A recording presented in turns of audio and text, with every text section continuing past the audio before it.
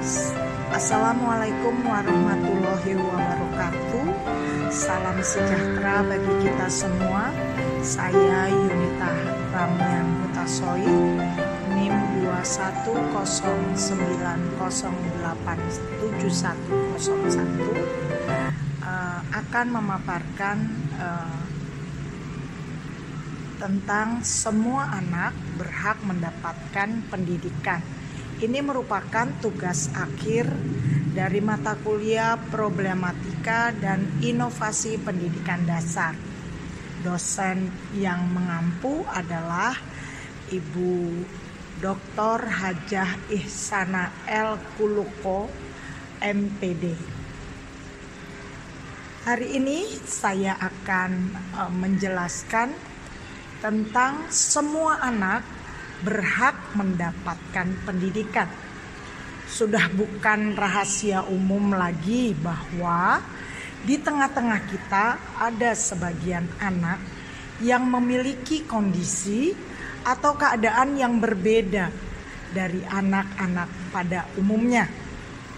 Ada yang terlahir ke dunia ini dengan kondisi di bawah ataupun di atas kondisi anak-anak pada umumnya. Sebagian orang menyebut mereka dengan keterbatasan, anak berkebutuhan khusus, atau ada juga yang menyebut mereka dengan sebutan anak cacat. Semua sebutan itu ditujukan untuk membuat pembeda bahwa mereka tidak sama. Semua orang sadar bahwa anak-anak dengan kondisi tersebut yang dapat kita sebut sebagai anak berkebutuhan khusus juga mempunyai hak untuk mengejar kebahagiaannya sendiri.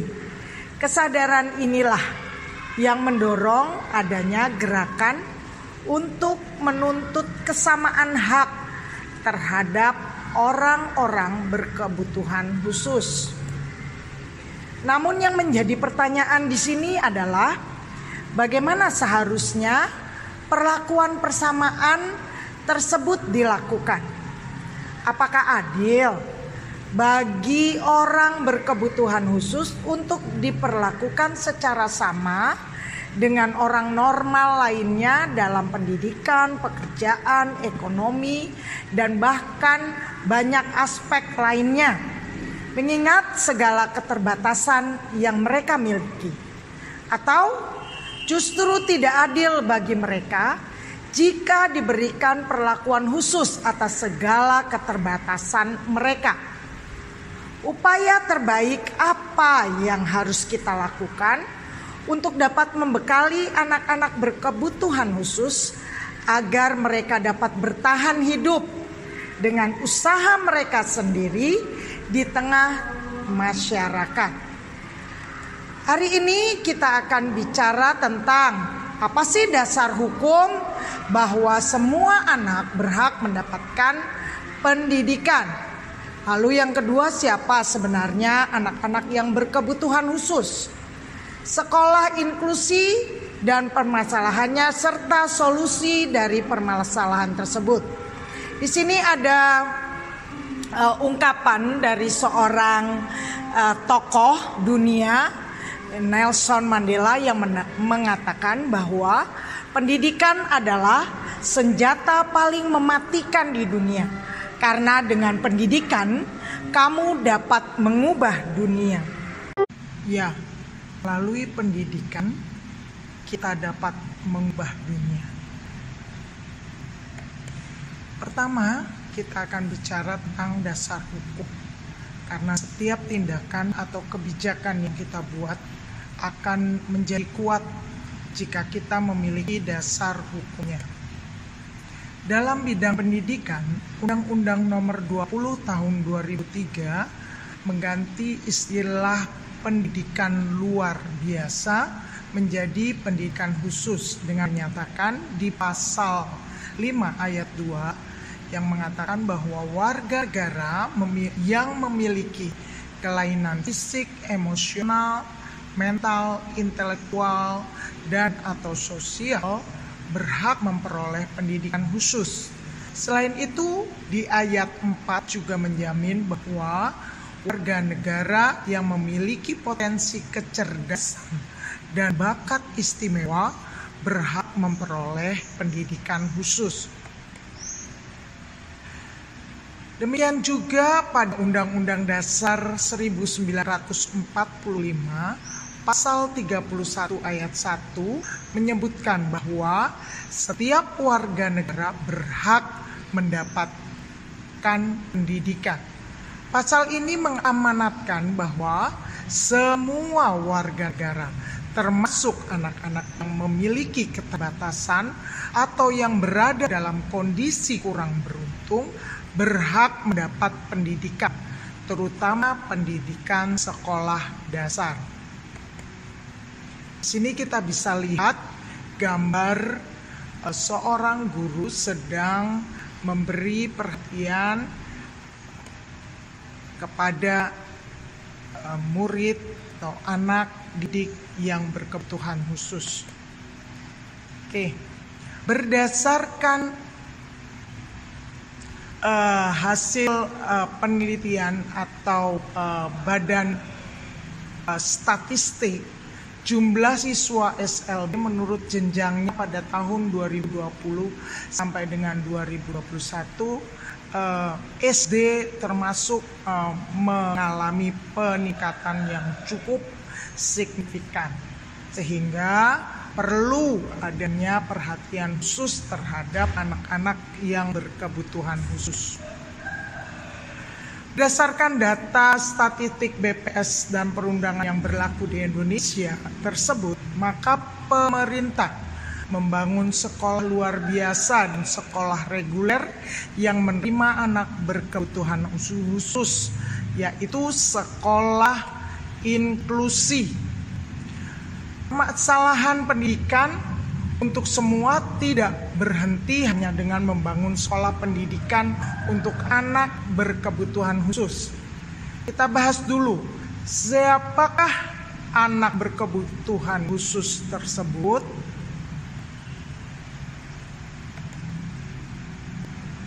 Ya, siapa anak yang berkebutuhan khusus? Mari kita lihat sama-sama. Oke. Anak berkebutuhan khusus terdiri dari anak yang kebutuhan khusus fisik dan non-fisik. Anak berkebutuhan khusus fisik ada 3, yaitu tunanetra, tunarungu, dan tunadaksa. Tunanetra adalah gangguan pada penglihatan, baik itu low vision, penglihatan yang sulit atau rendah. Demikian juga penglihatan yang sudah sama sekali kehilangan penglihatan alias buta. Ada juga tunarungu, gangguan pada pendengaran. Tunadaksa, gangguan pada anggota tubuh seperti tangan dan kaki. Sementara anak berkebutuhan khusus non-fisik ada 5, yaitu tunagrahita, tunalaras, autisme, ADHD, anak kesulitan belajar, anak berbakat. Tunagrahita adalah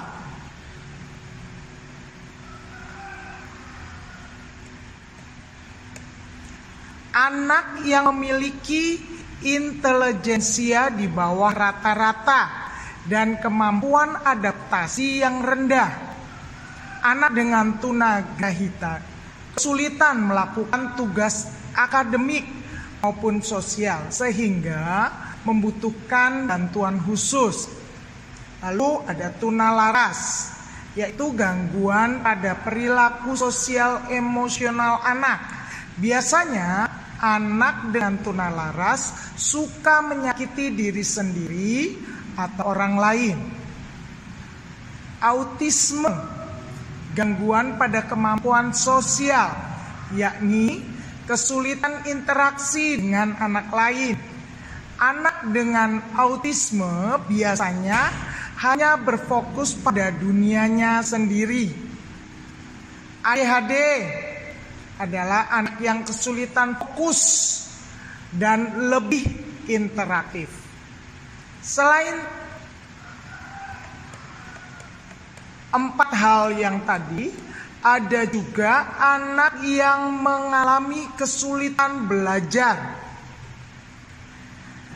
yaitu anak disgrafia, yaitu kesulitan dalam menulis, diskalkulia, kesulitan dalam berhitung, disleksia, kesulitan mengenali atau membedakan huruf.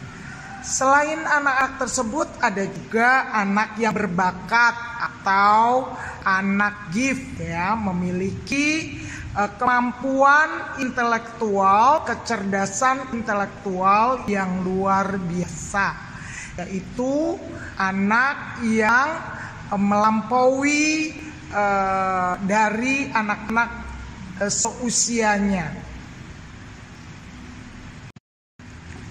Awalnya anak-anak berkebutuhan khusus ini dikelompokkan dalam kelas atau sekolah yang terpisah dengan maksud mendapatkan penanganan dari guru dan metode yang khusus. Maksudnya agar anak-anak tersebut mendapatkan perhatian dan penanganan yang khusus.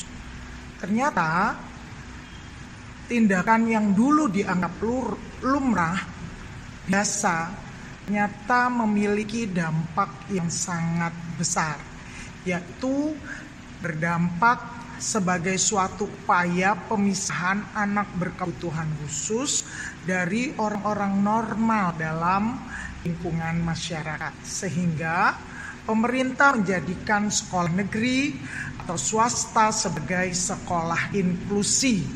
Sekolah inklusi itu adalah sekolah reguler yang menerima anak-anak berkebutuhan khusus. Sekolah inklusi dan permasalahannya. Pemerintah sudah mencanangkan semua sekolah baik negeri maupun swasta wajib menyelenggarakan pendidikan khusus dan memberikan layanan khusus untuk anak berkebutuhan khusus atau ABK dengan cara pendidikan inklusif. Menurut Permendiknas nomor 70 tahun 2009, pendidikan inklusi adalah sistem penyelenggaraan pendidikan yang memberikan kesempatan kepada semua peserta didik berkelainan dan memiliki potensi kecerdasan atau bakat istimewa untuk mengikuti pendidikan atau pembelajaran dalam satu langkah pendidikan secara bersama-sama dengan peserta didik lainnya. Prinsip pendidikan inklusif adalah anak berkebutuhan khusus mendapatkan pembelajaran di sekolah reguler. Penolakan anak ABK di sekolah reguler adalah melanggar hak dan hukum. Hal ini sangat sesuai dengan kurikulum 2013 maupun kurikulum Merdeka, yaitu pembentukan karakter. Kalau di Merdeka, profil pelajar Pancasila, sikap serta nilai-nilai, pendidikan, sosial, dan spiritual. Sekolah-sekolah umum harus siap dan terbuka untuk menerima dan mendidik anak-anak dengan kebutuhan khusus. Pendidik atau guru juga akan dibekali wawasan mengenai pendidikan untuk anak berkebutuhan khusus. Masalah dalam sekolah inklusi itu biasanya itu berasal dari guru, ya. Guru tidak dibekali dengan pendidikan atau pengetahuan dasar tentang anak-anak berkebutuhan khusus. Kadang-kadang ada guru juga yang tidak menerima, ya, tidak menerima keberadaan anak ABK, yaitu anak ABK tidak diberi pelayanan selayaknya. Demikian juga akomodasi, yaitu apakah gedung sekolah itu ramah terhadap anak ABK, amankah situasinya, fasilitas, yaitu sarana dan prasarana, apakah mendukung untuk pembelajaran anak-anak ABK. Oleh sebab itu perlu adanya dukungan dari stakeholder. Terkadang pemerintah kurang dalam mengalokasikan anggaran. Demikian juga satuan pendidikan, ya, satuan pendidikan untuk pelayanan pembelajaran untuk anak ABK masih sangat kurang. Sebab itu perlu adanya solusi terhadap permasalahan tersebut. Kita yakin di mana ada kemauan, pasti di situ ada jalan keluar. 3 hal yang perlu dilakukan untuk dapat meningkatkan pendidikan anak berkebutuhan khusus, yaitu sistem gurunya. Guru diberi kesadaran untuk menerima keberadaan ABK. Terus diberi pengetahuan dasar tentang membimbing ABK melalui seminar-seminar ataupun melalui pelatihan-pelatihan terhadap guru dalam menangani anak-anak ABK. Terus mengembangkan dan memberdayakan pendidik dan tenaga kependidikan. Karena bukan hanya pendidik, bahkan tenaga kependidikan pun perlu diberi keterampilan khusus untuk menangani anak-anak yang berkebutuhan khusus. Yang ketiga yaitu memberi insentif dan melengkapi sarana prasarana, yaitu memberi insentif kepada sekolah yang menerima ABK, sehingga sekolah tersebut bisa melengkapi atau membuat sarana dan prasarana yang memadai untuk pembelajaran anak-anak yang berkebutuhan khusus. Selain ketiga hal tersebut, tentu peran stakeholder, yaitu pemerintah pusat maupun daerah, kepala sekolah, dan masyarakat harus turut berperan aktif dalam pembelajaran bagi anak-anak berkebutuhan khusus. Akhir kata, setiap anak memiliki potensi dalam bidangnya masing-masing.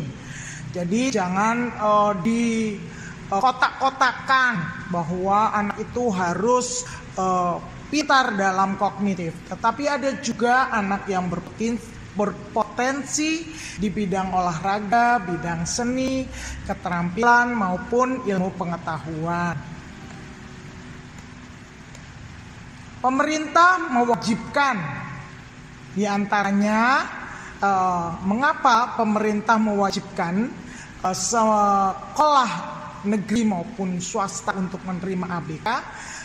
Tentu pemerintah mempunyai tujuannya, yaitu agar ABK dapat berbaur langsung di masyarakat, ya, berbaur langsung di masyarakat. Karena mereka sudah terbiasa bergaul dengan teman-teman mereka yang tidak berkebutuhan khusus.